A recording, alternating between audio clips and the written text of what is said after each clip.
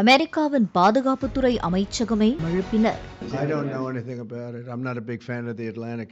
To me it's a magazine that's going out of business. I think it's not much of a magazine, but I know nothing about it. I've heard it was characterized. Nobody was texting war plans, and that's all I have to say about that. Thank you. அதற்கு பின்தான் ஸ்கிரீன்ஷாட்டுகளை வெளியிட்டிருக்கிறார் தி Atlantic செய்தி ஆசிரியர் Jeffrey.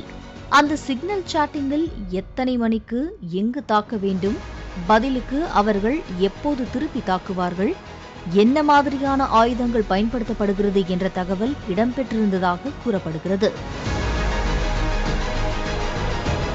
Girl friend வீட்டுக்குள் நுழைந்த ஹவுதிகளின் முக்கிய தீவிரவாதிகளின் வீடு தரைமட்டமானதையும் அந்த சாட்டிங்கில் குறிப்பிட்டனர். உடனே அமெரிக்க துணை அதிபர் ஜேடி வான்ஸ் எக்ஸலண்ட் என கூறி வெற்றி களிப்புக்கான எமோஜிகளை பகிர்ந்து கொண்டதும் இடம்பெற்றிருக்கிறது. இது மிகப்பெரிய அலட்சியம் என எச்சரித்திருக்கின்றனர் அமெரிக்க நாடாளுமன்றத்தினர். சிக்னல் மாதிரியான ஒரு ஆப்ல முதல்ல எதுக்காக உளவு ரகசியங்களை டிஸ்கஸ் பண்ணணும் என கேட்டிருக்கின்றனர் அமெரிக்க எம்பிக்கள். சிக்னல் ஆப் எண்ட்-டு-எண்ட் என்கிரிப்டடாக இருந்தாலும் இது நாட்டுக்கே பாதுகாப்பு அபாயத்தை ஏற்படுத்தக்கூடிய பிரச்சனை.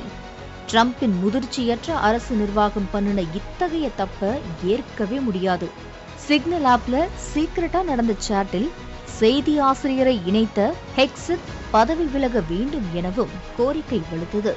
அதே கேள்வியை எதிர்கொண்ட ட்ரம்ப் திட்டமிட்டபடி வெற்றிகரமா ஹவுதிகள் அழிக்கிறவங்கள என்ன இதுக்காக வேலையை விட்டு தூக்கணும், இப்ப ஹவுதிகள் அங்க அமைதி வேண்டி கதறிட்டு இருக்காங்க, அத பாராட்டாம யாரோ ஒரு ரிப்போர்ட்டரை குரூப்ல சேர்த்ததை மட்டும் பெருசா பேசுறாங்கன்னா இது சூனியக்காரன் நடத்தும் வேட்டை மாதிரி திட்டமிட்டே நடத்தப்படுற மாதிரி தான் தெரியுது.